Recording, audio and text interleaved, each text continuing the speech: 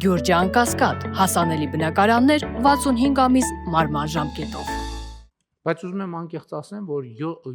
լավ 6 տարի այս թեման ես պարբերաբար մեր գործընկերների հետ անընդհատ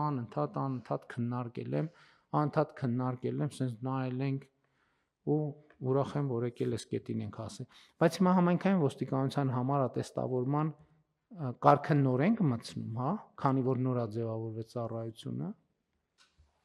Պարոն վարչապետ, ատեստավորումը վերաբերում է բոլոր ուղղություններին։ Պարզապես հետևյալն է խնդիրը, եթե նոր ընդունված կադրի հետ գործ ունենք, կադրը հնարավորություն է ստանում մասնակցելու ատեստավորման process-ին ընդունվելուց հետո 6 ամիս անց։ Քանի որ սա նաև աշխատավարձային քաղաքականության տրամաբանության մեջ գրավչության պակասի խնդիրի առաջ է կանգնեցնում մեզ, մենք ասում ենք հետևյալը. ունենք շուրջ 700 թափուր հաստիկներ, հայտարարում ենք բաց ընդունելություն, եւ թե քաղաքացիական անձինք, թե մեր գործող ծառայողները կարող են մասնակցել այս ընդունելությանը։ Ընդունվում են, բայց պարտադիր անցնում են ՆԳՆ կրթահամալիրով, կրթական համապատասխան process-ով, դրա արդյունքում, եթե հաջողությամբ ավարտում են կրթությունը, ստանում են արդեն ատեստավորման չափ հավելավճարներով դրամական բավարարում, ոչ թե 250,000 դրամ, եթե ստանդարտ ընթացակարգով կընդունվեին աշխատանքի, այլ միանգամից միջին խմբի դեպքում պայմանական շուրջ 500,000 դրամ դրամական բավարարում։ Սա արել էինք նաև քրեական ոստիկանության դեպքում եւ ասեմ, որ բավական մեծ ընդունելության թիվ ունեինք թե քաղաքացիական անձանց մասով եւ թե նաեւ կանանց մասով ունեցել ենք դիմելիություն։ Սա ըստ էության լրացուցիչ խթան է, որպիսի ոչ միայն գործող ծառայողները ստանդարտ ատեստացիոն process-ով անցնելու պայմաններում ատեստավորվեն եւ ստանան դրամական բավարարում, այլ նոր ընդունվող ծառայողների համար մեկանգամյա օգտագործման պատուհան է, որը որ թույլ կտա մի կողմից համալրել թափուր հաստիկները, մյուս կողմից անձանց ավելի գրավիչ պայմաններով աշխատանք առաջարկել ոստիկանության Բայց քրեական ոստիկանությունը ոնց որ չհաջողվեց, չէ՞, առանձնապես մեծ տոկոս ապահովել քաղաքացիական նոր եկած մարդկանց։ Քրեական ոստիկանության դեպքում շատ մեծ տոկոս չունեցանք, պարոն վարչապետ, բայց ասեմ, որ բնույթն է կարևոր աշխատանքի, որովհետև եթե նույն քաղաքացիական անձին շատ ավելի տրամաբանական տարբերակով կարող են անցնել պարեկային ծառայությունում աշխատանքի, քրեական ոստիկանության դեպքում պիտի մեր տրամաբանությամբ ունենանք հերթական շրջափուլով անցած աշխատող որպես այդպիսին պարեկային ծառայություն, հետո համայնքային ոստիկանություն, հետո նաև քրեական ոստիկանություն, եւ առավելապես ընդունելության շրջանակներում ունեցել ենք դիմորդներ, որոնք որ ՏՏ ոլորտում են ունեցել նվաճումներ, այսինքն կիբերհանցավորության դեմ պայքարի վարչությունում կոնկրետ ունեն քաղաքացիական անձինք, որոնք բարեհաջող այս process-ը անցել են ու ընդունվել են աշխատանքի։ Փոքր թիվ ունեցել ենք նաև կանանց եւ տղամարդկանց ստորին օղակներում, այսինքն ստանդարտ քրեական ոստիկանության աշխատանքում ներգրաման, բայց հաշվի ենք առել աշխատանքի բնույթը, որպիսի ցանկացած անձ, ով որ գոնե թե պոտենցիալը ունի քրեական ոստիկանության աշխատանքի, նոր միայն կարողանա անցնել այդտեղ աշխատանքի։ Կարծում եմ համայնքային ոստիկանության ֆունկցիոնալը նկատի ունենալով, որն առավելապես նաև նման է պարեկային ոստիկանության աշխատանքին, կկարողանանք ավելի մեծ թվով քաղաքացիական անձինք ներգրավել եւ նաև պահպանում ենք մեր այն սկզբունքը, որ 30%-ը հատկացնելու ենք կանանց տեղերին այս ընդունելության շրջանակներում։ Հիմա Տիկին Սարգսյան, այս փոփոխությունը նշանակում է մարդը օրինակ ենթադրենք հաշվապահ աշխատել, լսում է ինչ որ իմաստով ուզում է փոխի իր աշխատանքը, հիմա մեզ լսում է, ասենք ենթադրենք 47 տարեկան է։ Ինքը հիմա կարա լսում այս ուղերձիրան վերաբերվում է, որ օրենքի ընդունման ուժի մեջ մտնելուց հետո ինքը կարող է դիմել եւ ծառայության անցնել համայնքային ոստիկանություն եւ այդ կրթական ծրագիրը անցնելուց հետո ինքը արդեն ատեստավորման մակարդակի աշխատավարձ կունենա։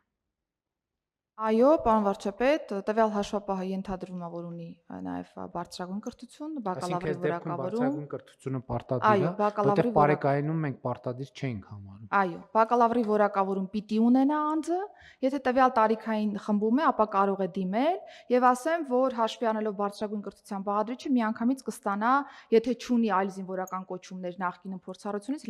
լեյտենանտի կոչում որպես այդպեսին կունենա, այսինքն միանգամից սպայական կոչումներ եւս կշնորհվեն նրանց։ Ես կարծում եմ սա էլ այն դեպքն է, որ մենք հնարավորինս լայն իրազեկենք քաղաքացիներին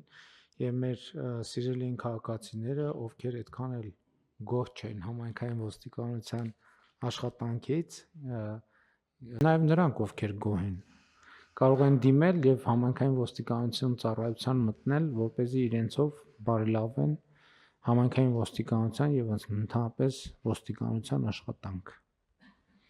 Շատ լավ, այլ դիտարկումներ կան, համեցիկ։ Շնորհակալություն, մեծարգո վարչապետ, ուղղակի ուզում եմ մեր գործընկերներին եւ հանրությանը տեղյակ պահել, որ տարիքային համանման շեմ գործում է նաեւ քրեակատարական ծառայողների համար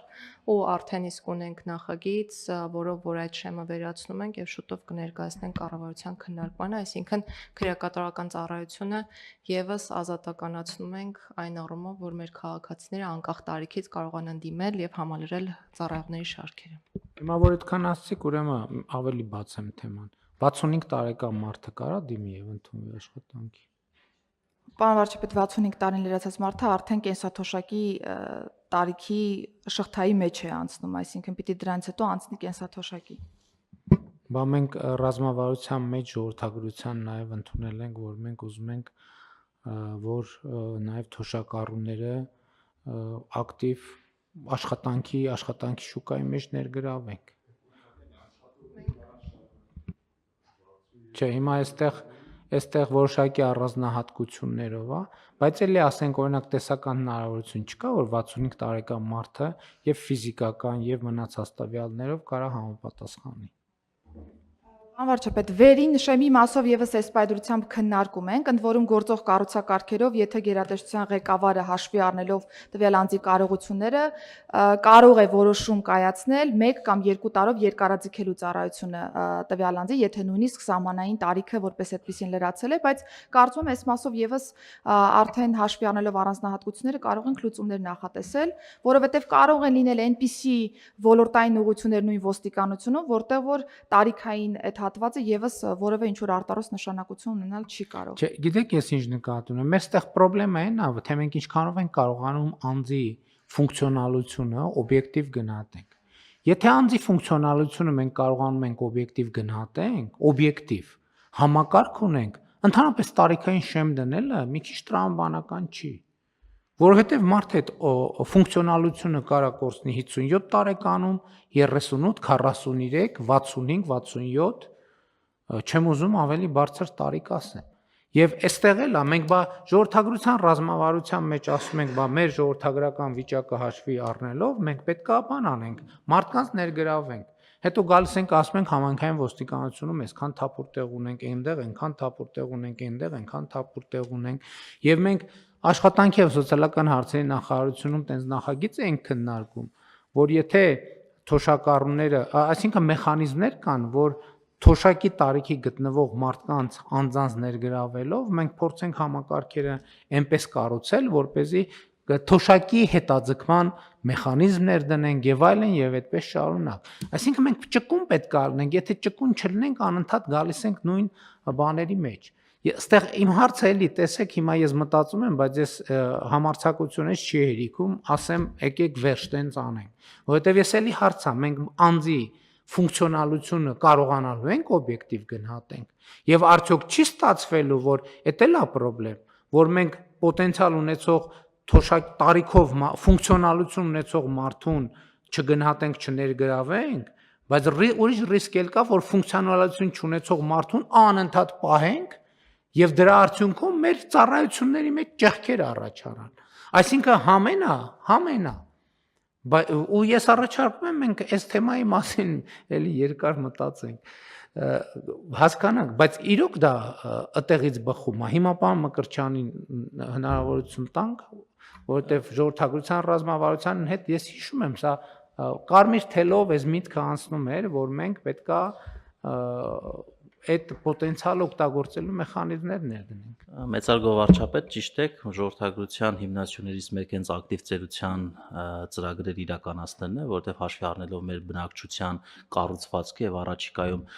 Մեղություն այս մեր քննարկման համատեքստում ծերություն բառը ոնց որ սխալ ենք արել, որ այդտեղ դրել ենք։ Մենք ավակ սերունդ ենք օգտագործում, բայց իբրև ակտիվ ծերության ապահովման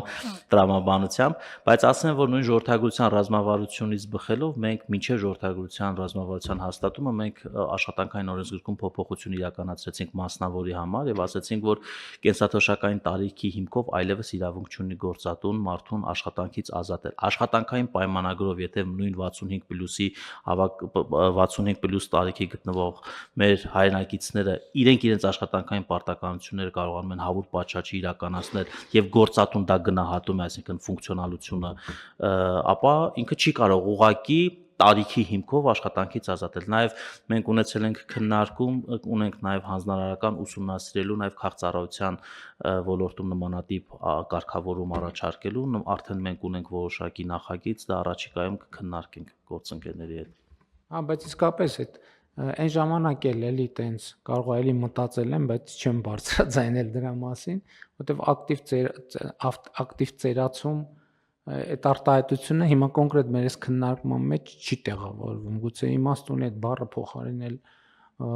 ուրիշ բառով, այլ տերմին մտածել դրա համար, որովհետև հենց ծերություն արտահայտությունը ոնց որ sense գալիս բախվում է քիչ առաջ որովհետև ծերությունը աշխատելու մասին չի, հանգստանալու մասին է, եւ այդ տրամաբանությունը կա, բայց առաջարկում եմ մտածենք այս մասին եւ եկեք բանի հասակ ճիշտ եմ, բոյ հասակ ճիշտ եմ ասում, հա, հասակի այդ սահմանափակումն էլ հանենք, որովհետեւ իսկապես մարդու բան է, մարդը